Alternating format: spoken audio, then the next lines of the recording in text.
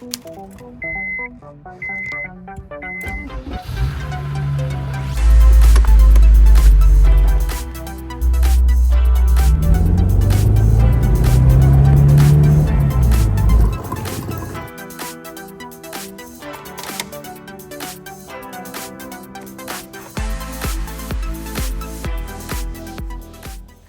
we tried to make this with as few moving parts and fail points as possible. So this is drilled so you can run it in 2 positions. So the AP1, it's best if you're tall like me and you sit your seat back, put this in the furthest forward position, which is on these set of holes right here.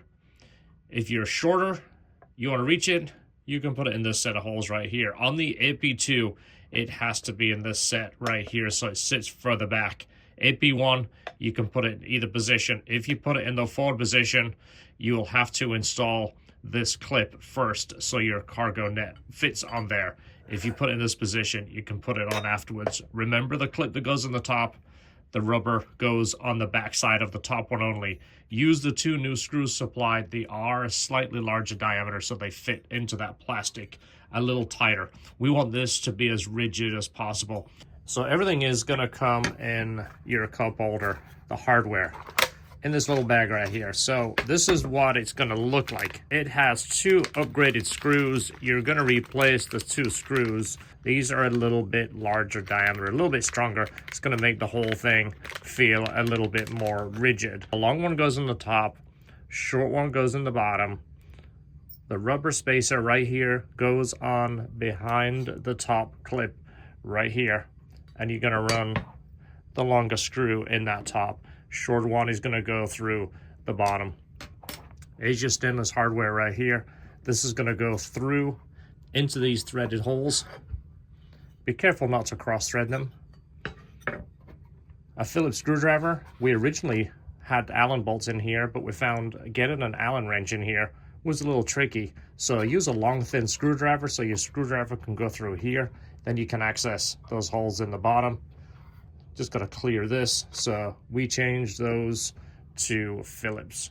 So we've been working on a few different designs and then played with the design and tested it to see which one would work and which one would hold up.